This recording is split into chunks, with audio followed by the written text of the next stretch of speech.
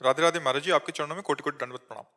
भगवान, मुझे ये जानना है कि मुझे हर किसी में भगवान स्वरूप दिखाई देता है। आप में भी भगवान नजर आते हैं, चींटी में भी, हर जगह वही नजर आता है। वो डेली इस्तेमाल करता हूँ। जब भगवान नजर आता है तब अब प्रश्न कौन सा रह गया? वासुदेव सब में नजर आ रहा है। बहु नाम जन्म नावंते ज्ञानवान माम प्रपद्यते वासुदेवा सर्वमित सा महात्मा सुदुर्लभा। वो महात्मा सुदुर्लभ जो सर्वत्र भगवान का दर्शन, जब भगवान का दर्शन जिसके जान लेने के बाद कुछ जानना बाकी है, फिर आपका प्रश्न कैसे हो गया? अब ये इतना बढ़ गया है कि परेशान हो जाता हूँ, डर सा। अब ये ले हो, सच्चिदानंद भगवान को देखने में परेशान हो जाते हो, यहां परेशान है देखने के लिए। यही तो अज्ञान यही बच्चा होता है।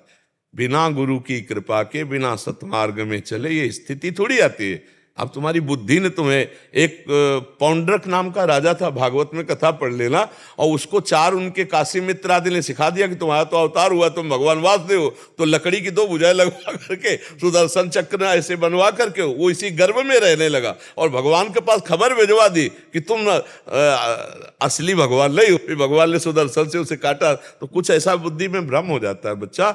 भगवत दर्शन जिसको होने लगते हैं तो उसमें कुछ लक्षण प्रकट होते हैं। क्या, कौन से लक्षण प्रकट होते हैं? निर्माण अमोहा जित संग दोषा अध्यात्म नित्या विनिवृत्त कामा द्वंद्वैर विमुक्ता सुख दुख संगई गच्छन्त मूढ़ा पदम अव्ययम तत्। लेकिन आपको तो बिल्कुल उल्टा है। आप कह रहे हो मैं परेशान हो जाता हूं। बिल्कुल, अभी तुम होश में नहीं, डिप्रेशन में पहुंच जाओगे हम जो कह रहे हैं। ये गलत आपका सोच है। भगवान का जिसको दर्शन होता है पुलकित होकर परमानंद में निमग्न होता है। गदगद सुर नैना सजल, जिधर देखता है अपना जित देखूं तित श्याम खड़े, कितना आनंद का विषय। जाको मन मोहन दृष्टि परे सो तो भयो सावन को आंधरो सूझे रंग हरे ही हरे जड़ चैतन्य कछु नहीं दीखत जित दीखत तित श्याम खड़े ब्यूहल विकल संहार न तन की घूमत नैना रूप भरे करनी अकरनी दो विधि भूले विधि निषेध सब रहे धरे नर हरिदास ते भये बावरे जे यह प्रेम प्रवाह। ये तो परमानंद की चरम सीमा है। बोले बड़ी मुश्किल है, बड़े परेशानी, ये शब्द कैसे आ रहे, प्रश्न कैसे आ रहा है? अभी गलत हो बच्चा, तू नाम जप करो। सब में भगवान की भावना करने से तो परमानंद की भावना आती। समस्या क्या होती, क्या समस्या है? अरे हम कहते हैं सही ढंग से चलो तो वास्तविक भगवान का साक्षात्कार हो। ये भगवान का साक्षात्कार है।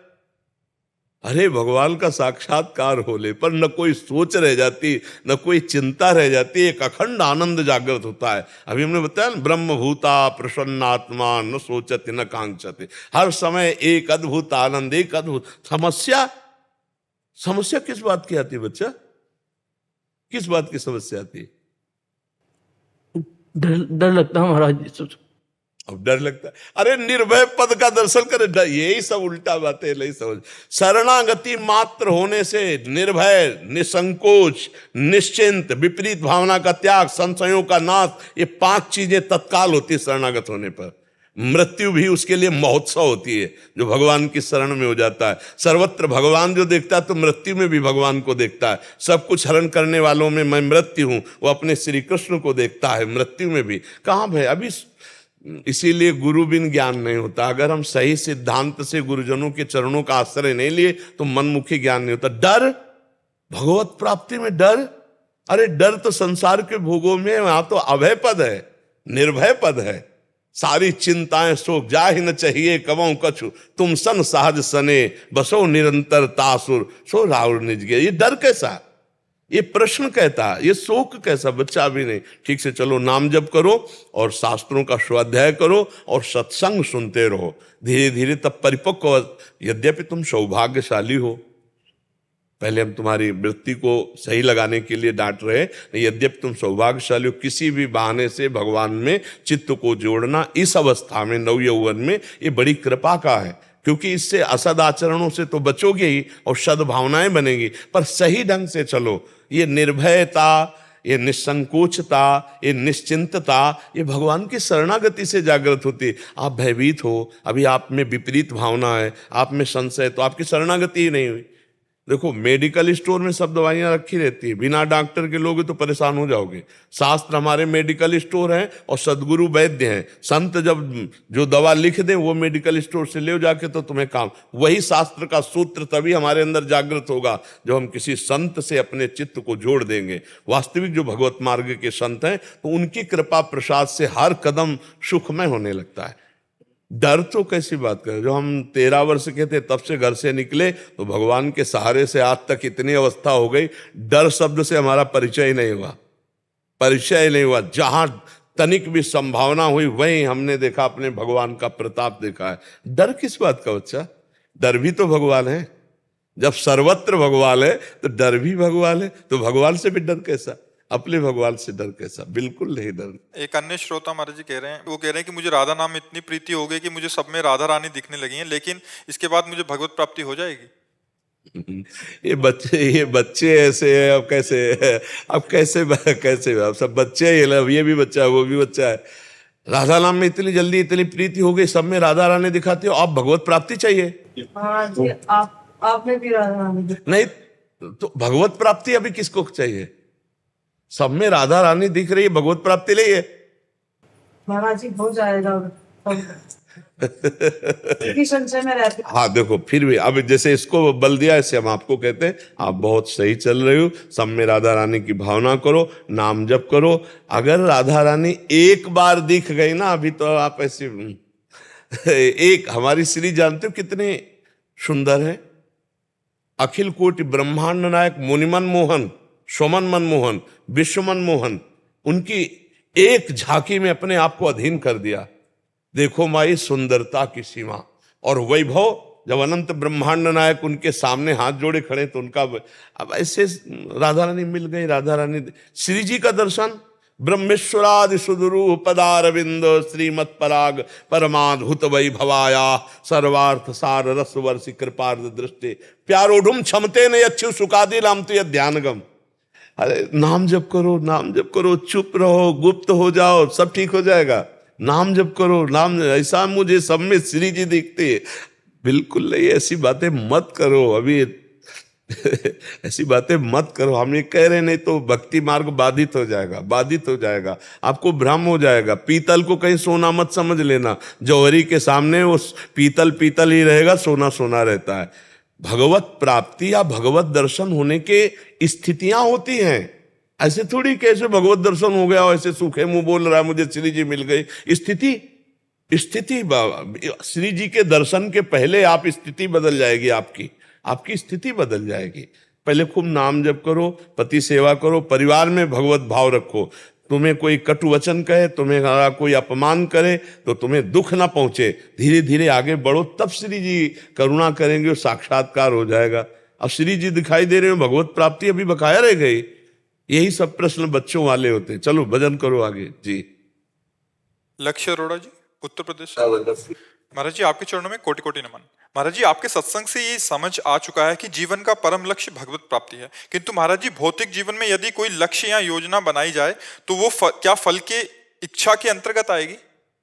बिना फल की इच्छा के योजना ही नहीं बना सकते।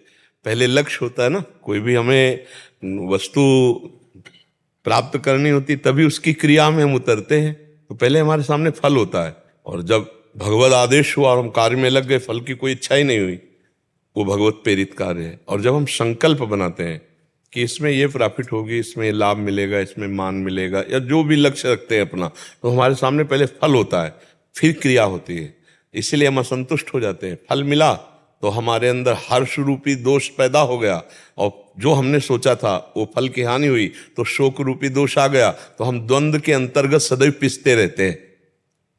लेकिन जो ज्ञानी पुरुष होते हैं वो संकल्प रहित होते हैं। अचानक प्रेरणा हुई, ये करना है, वो करना है, संकल्प उनका कुछ नहीं बनता। वो बैठकर संकल्प नहीं बनाते, उनका भागवतिक चिंतन चलता रहता है, उसी में आदेश हुआ और वो कार्य शुरू हो गया।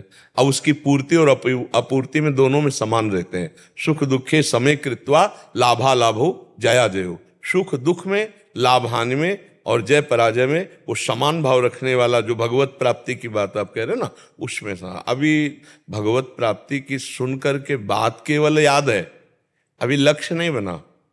लक्ष्य तब बनना माना जाएगा जब देवर्षि नारद जी का एक सूत्र है, तदर्पिता अखिलाचारिता तद्विस्मरणेन परम व्याकुलते थे।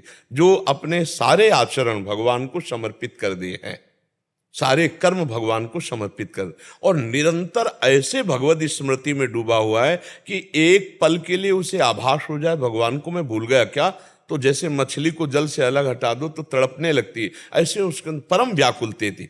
तदर्पिता अखिलाचारिता तद्विस्मरणेन परम व्याकुलते, भगवान का विस्मरण होने पर परम व्याकुल।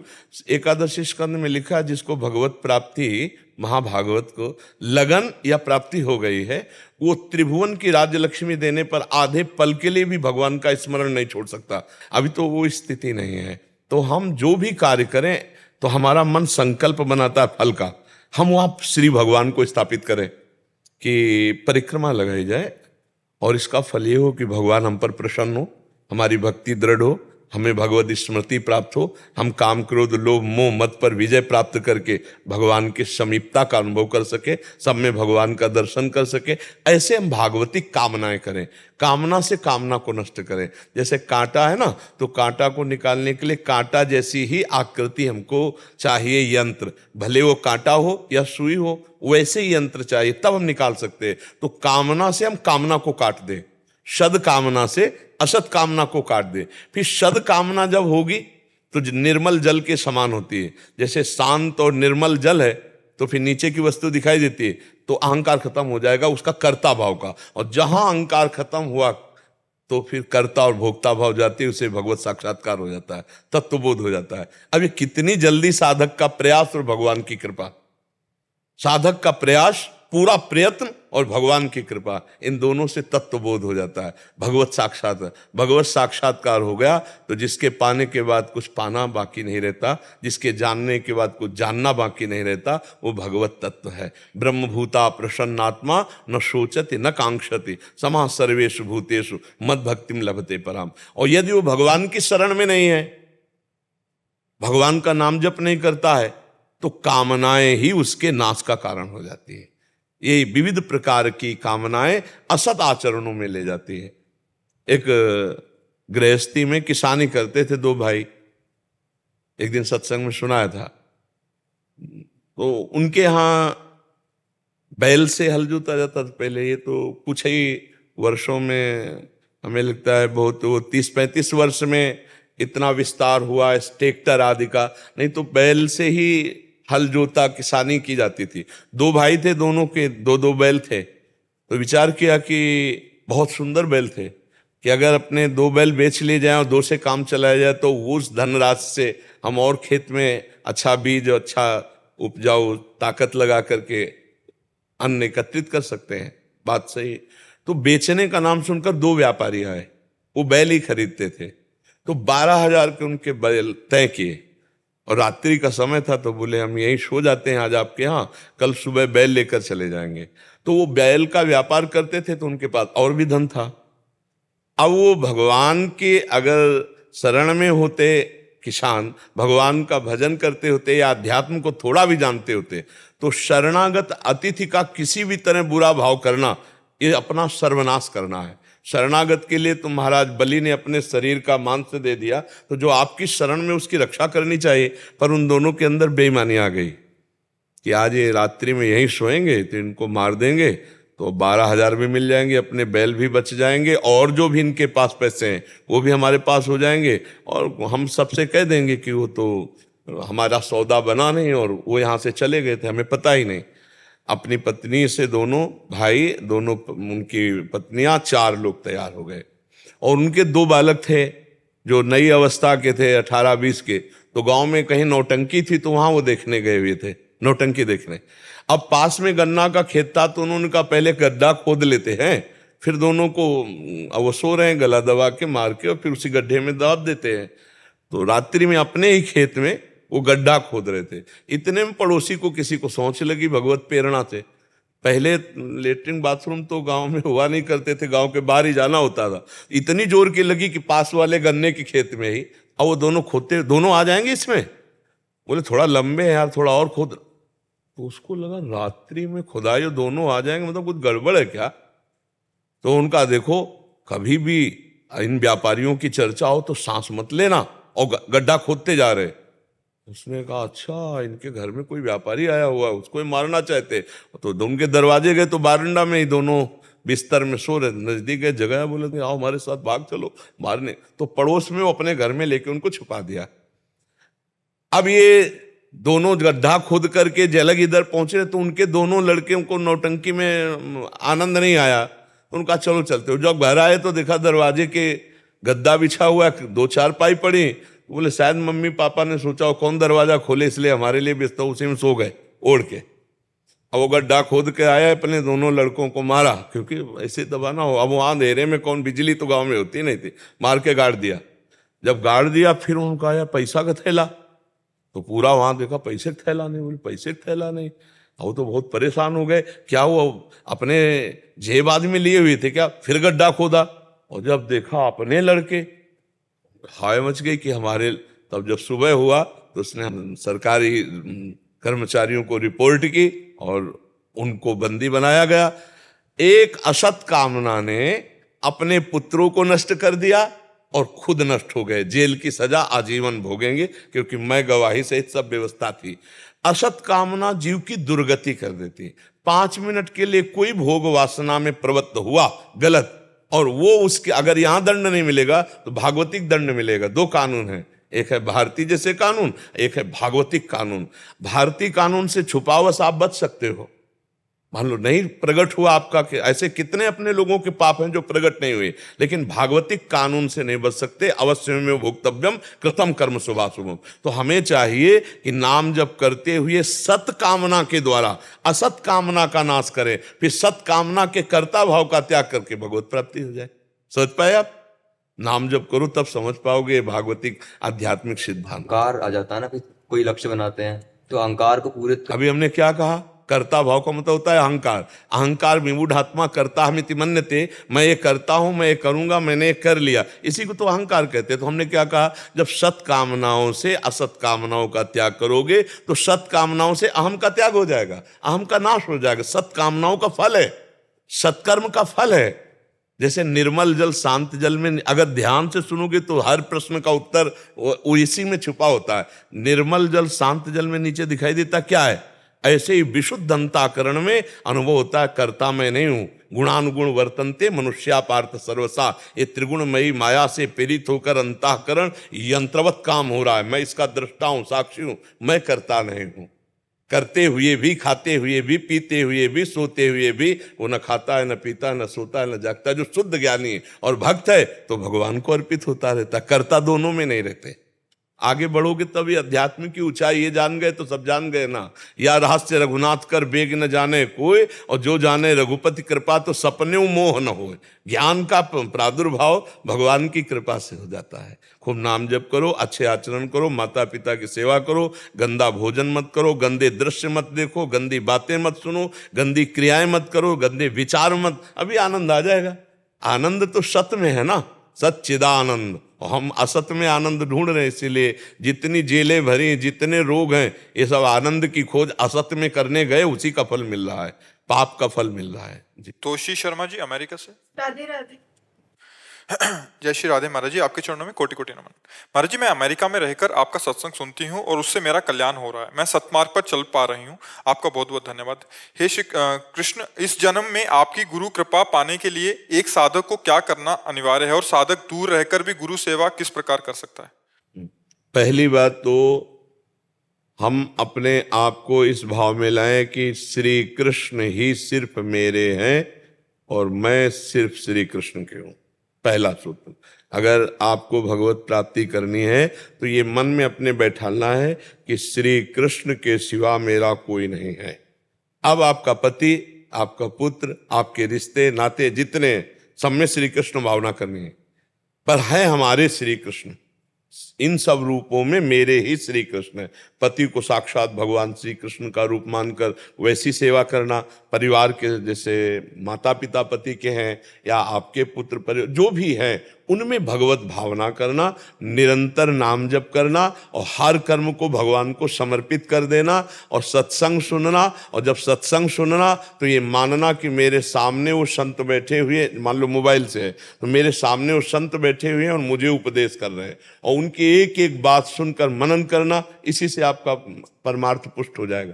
पहले मानना होगा मेरे तो गिरधर गोपाल दूसरों न कोई। अगर भगवत प्राप्ति करनी है तो ये सूत्र जरूर मानना होगा और इस सूत्र का विस्तार करना होगा, अपने घर से शुरू करना होगा। मेरे पति में मेरे प्रभु विराजमान है, मेरे पुत्र रूप में मेरे प्रभु आए हैं, मेरे सास ससुर के रूप में मेरे प्रभु हैं, और उनके द्वारा दी गई प्रतिकूलता को मुस्कुरा के सह जाना क्योंकि मेरे प्रभु हैं, और नाम जप करना और सारी सेवा सारे कर्म भगवान को अर्पित कर देना।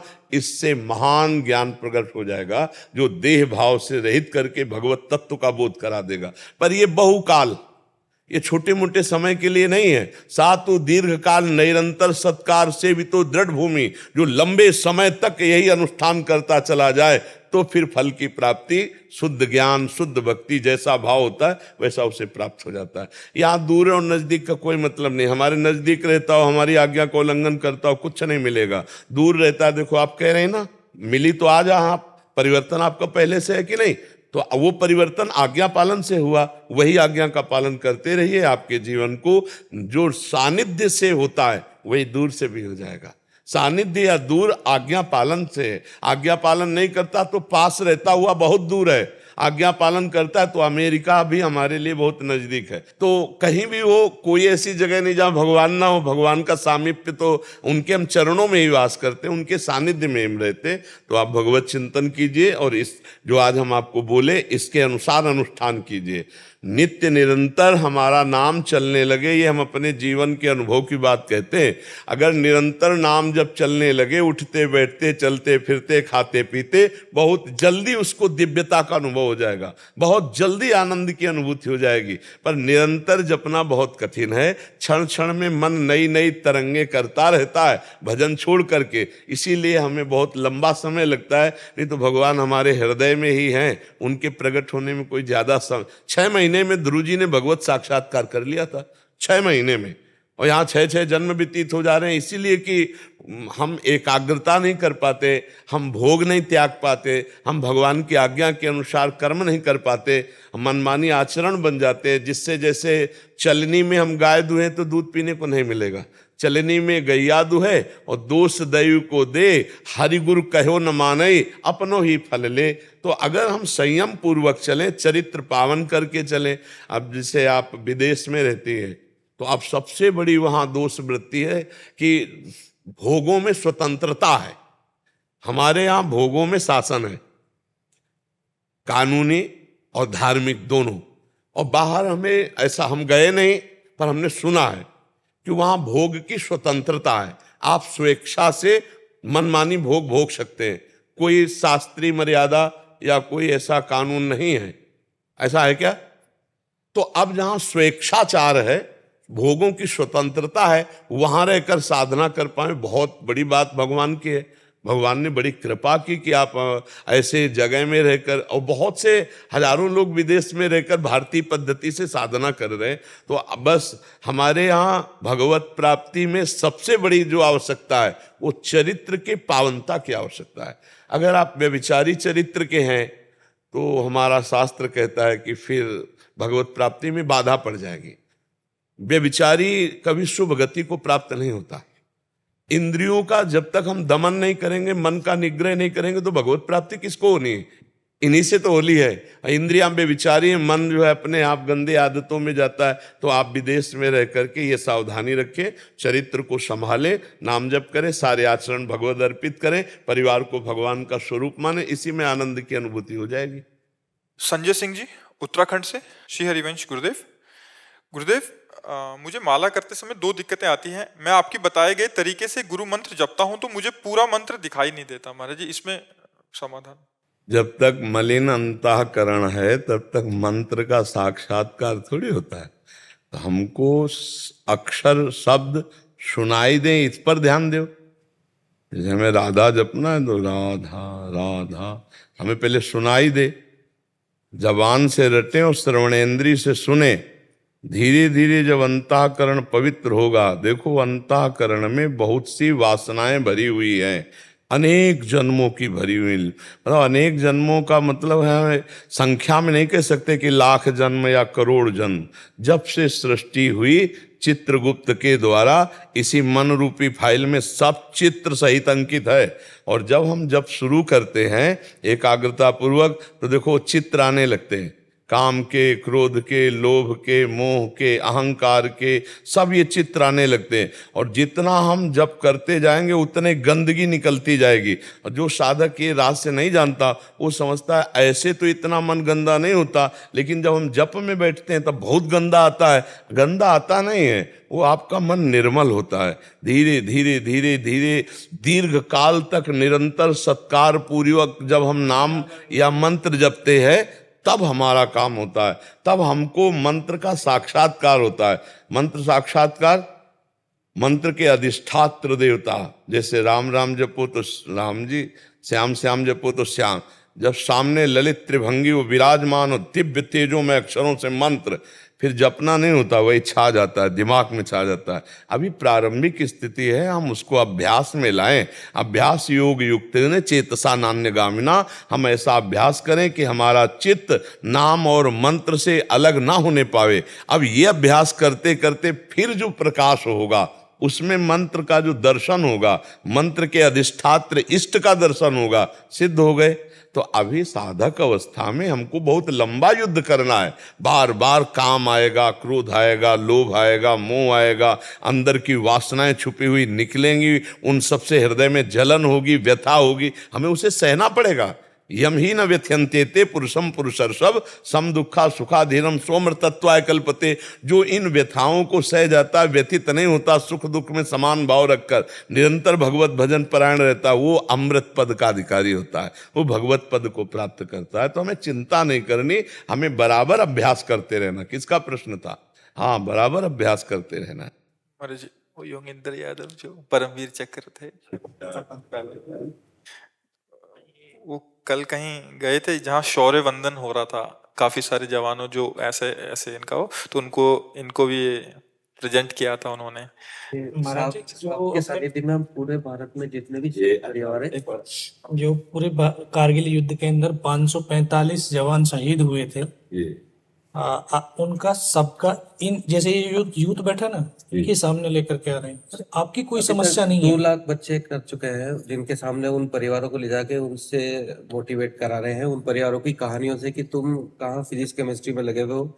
जो अभी आत्मग्लानि, आत्महत्या जैसी घटनाएं हो रही है, उन सब का विकार निकालने के लिए साहब ने एक अभियान चलाया हमारे डायरेक्टर के साथ में। तो उसी के संदर्भ में ये कार्यक्रम अभी 17-18 शहरों में हम लोग कर चुके हैं। हाँ बिल्कुल, बहुत सुंदर। यही हम चाहते भी थे। आपसे पहली बार जब मिले थे तो आपसे निवेदन भी किया था कि अब आप ये कार्य अगर करें, गांव के जो नौजवान हैं उनको उत्साहित करें, हमारे देश सेवा के लिए प्रेरित करें। बहुत ऐसी जगह है जहाँ जागृति नाम की कोई वस्तु ही नहीं है।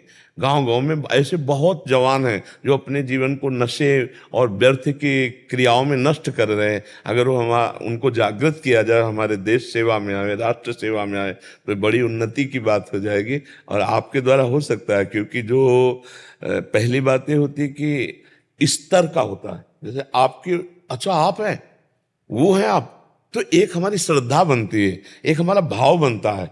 जैसे एक साधारण आदमी चाहे तो नहीं होगा, क्योंकि आदमी प्रभाव से प्रभावित होता है, वो तात्कालिक गुण को नहीं देखता, वो तात्कालिक प्रभाव को देखता है। तो आपका हमारे राष्ट्र में प्रभाव है, अपनी शूरवीरता का, अपनी देश प्रियता का। तो आप जब बात करेंगे तो उस शब्द का बहुत बड़ा प्रभाव पड़ेगा। जैसे जो तपस्वी भजनानंदी अपने तप और भजन से परिपूर्ण होता है, वो जब बोलता है तो समाज का परिवर्तन अवश्य अवश्य होगा। ऐसे जब आप बोलोगे तो जवान का परिवर्तन अवश्य अवश्य होगा।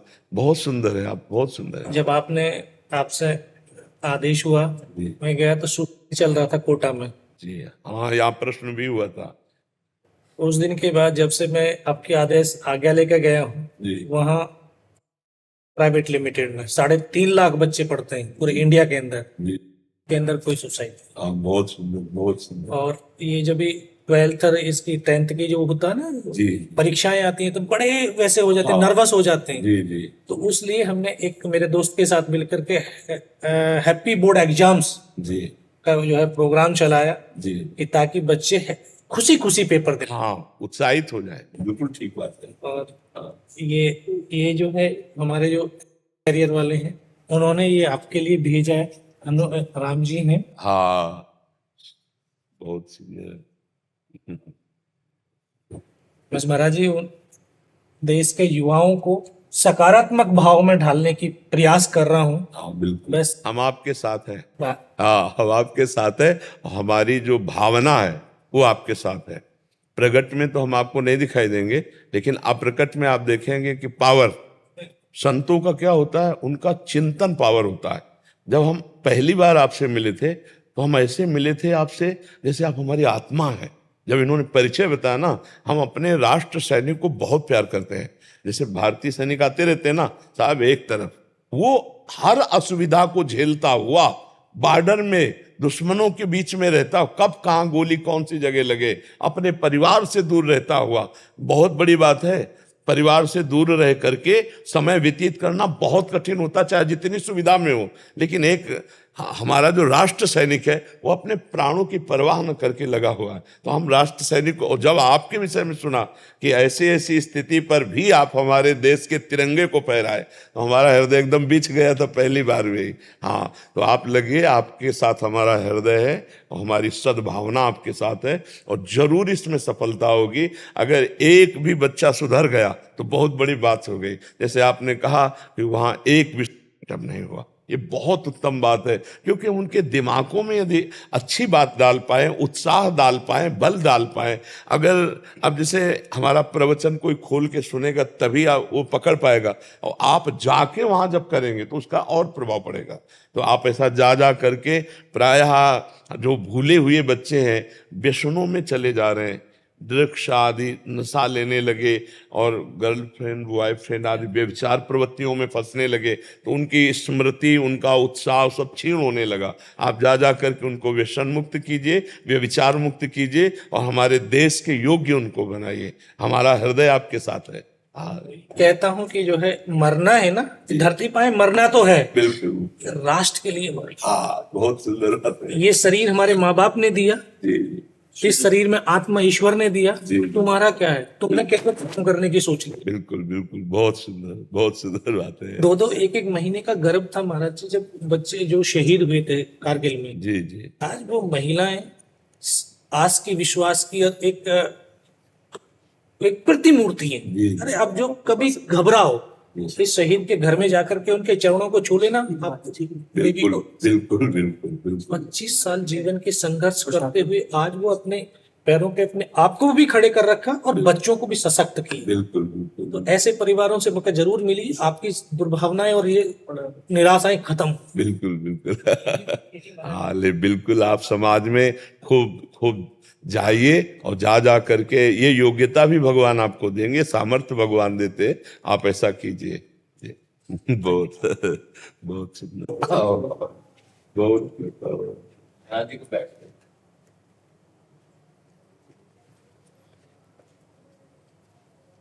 बहुत इधर महाराज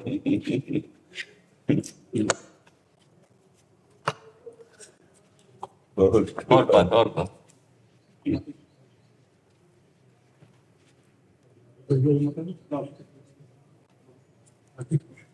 श्री राम श्री राम श्री राम बोलिए। श्री राम श्री राम।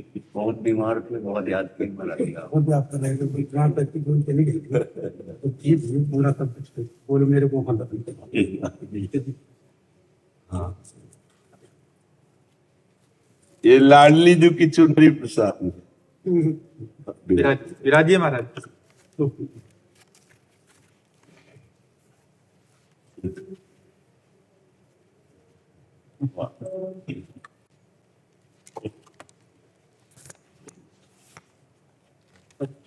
ऐसी स्थिति में, वृद्धावस्था में आप कृपा करके दर्शन देने आते, ये माँ की तरह दुलार है। माँ देवांशु जी बिहार से। श्री हरिवंश श्री हरिवंश महाराज जी, आपके चरणों में कोटि कोटि प्रणाम।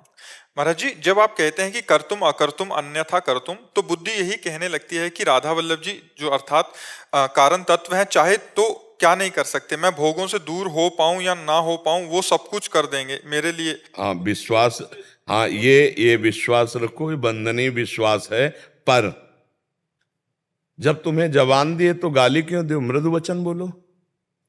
जब तुम्हें हाथ दिए हैं तो गंदे आचरण क्यों करो, हाथों से अच्छे आचरण करो।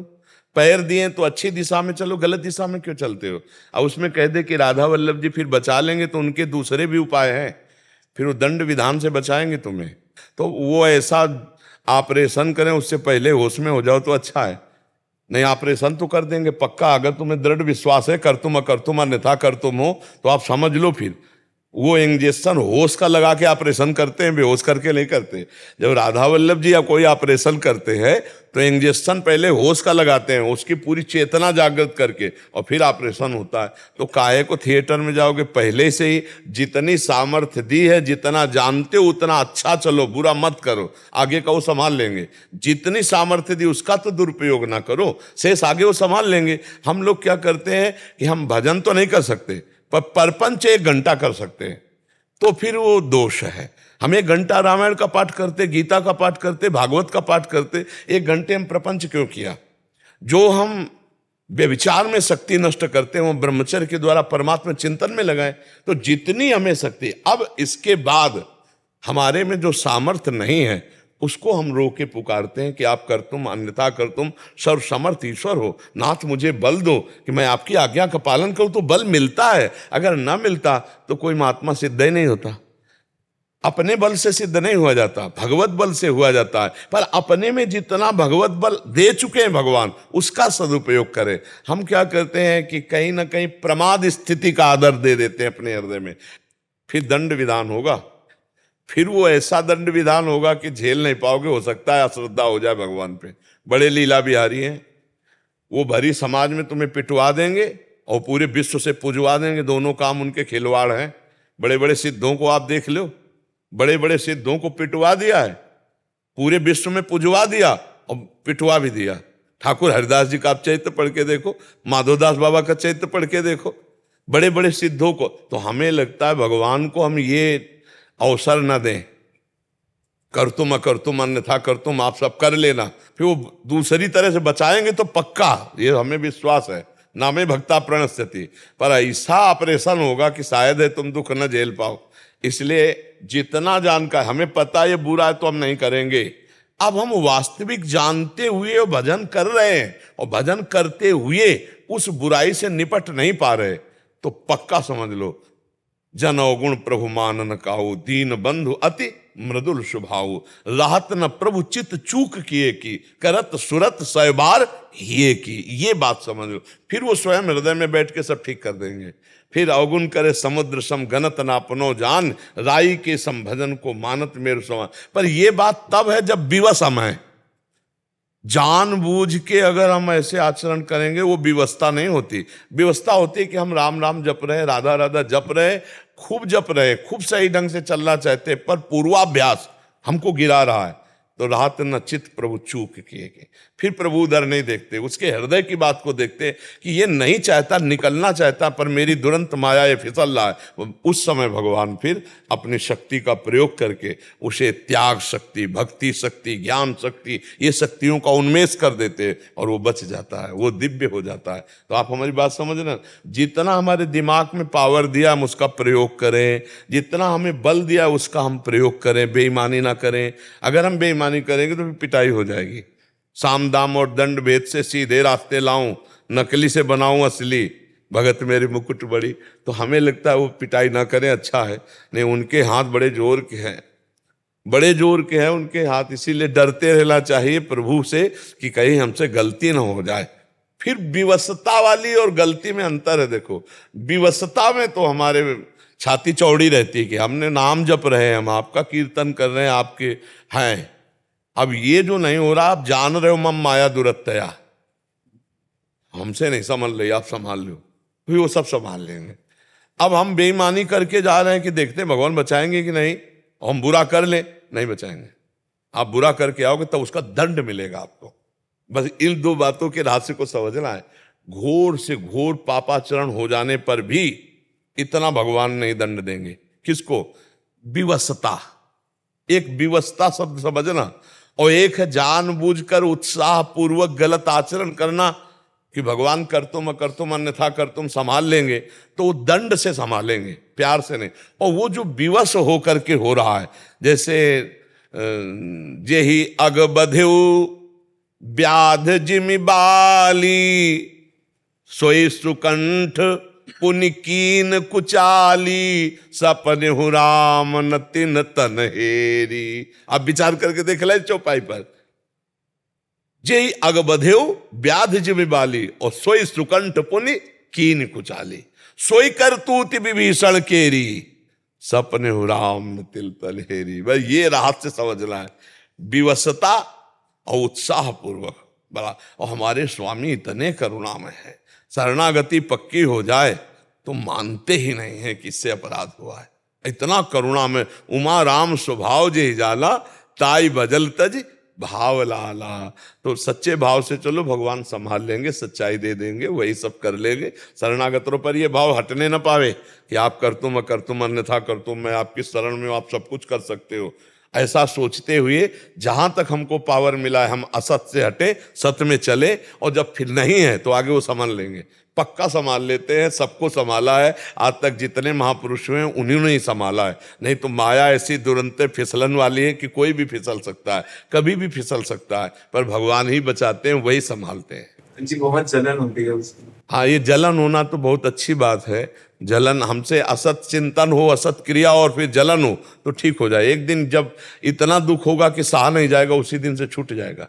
लोगों के बीच बीच में मतलब बोलते रहने, कुछ कर दो ना, कुछ कर दो ना, बदल दो ना, बदल दो ना। हाँ, थोड़ा बहुत अभी क्या है, जब तक अहम रहता तो आवाज नहीं पहुंचती भगवान के पास, ध्यान रखना। कोई भी अहम जरा सा रहता है तब तक द्रौपदी जी ने भगवान को नहीं पुकारा, देखना। जब सब दांत का भी आश्रय छोड़ दिया और हे गोविंद, तो वस्त्रावतार हो गया। तो अगर हमारी पुकार नहीं पहुंच रही भगवान तक तो हमने कुछ पकड़ रखा है, कोई बल है। सुनेरी मैंने निर्बल के बलराम। जब तक गजेंद्र ने अन्य सहारा अपना बल लिया तब तक हरि नहीं आए। जब सब सहारे छोड़कर हरि पुकारा आ गए, तो हमें लगता है कि अगर हमारी आवाज प्रभु तक ना पहुंचे तो हमें ढूंढना चाहिए कमी अपने में। कोई आश्रय हम लिए हैं, कोई संग है, कोई बल है, कोई हमारी आस है किसी से, और तो बस फिर आवाज नहीं पहुंच, हमारे भगवान के पास आवाज नहीं पहुंचेगी, चाहे जितना जोर से पुकारो। और अगर अन्य आश्रय छोड़ दो तो जो मन में स्फुरित हुआ वो भी आवाज भगवान सुन लेते हैं। तुम्हारे स्फुरण के पहले वो जानते क्या स्फुरण होने वाला।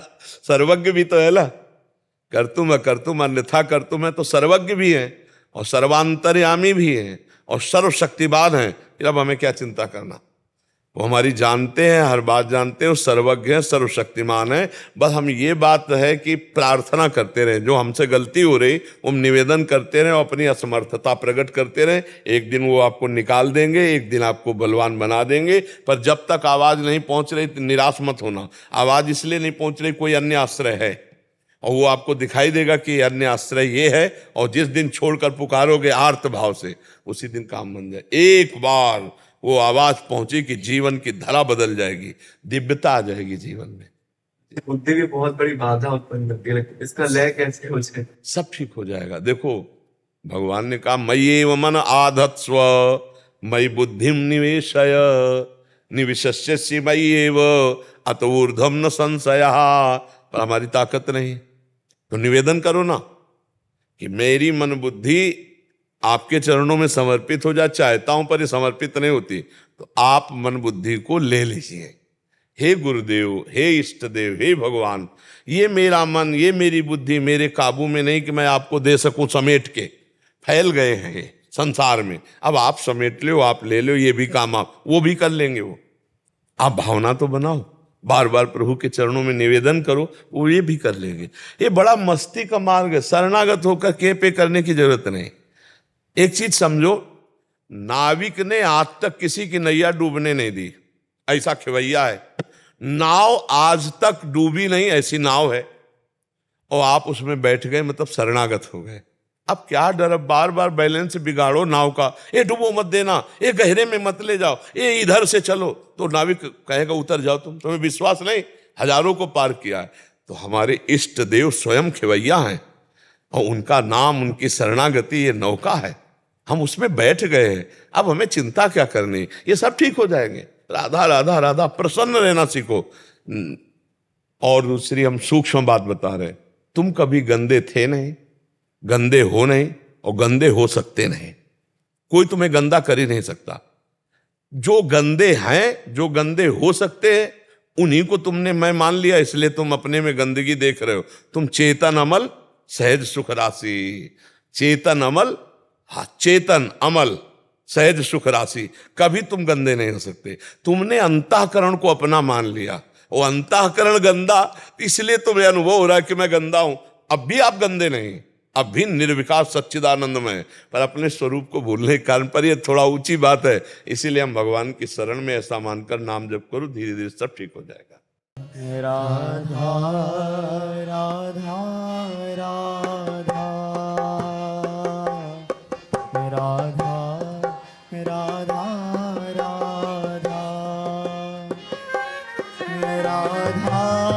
राधा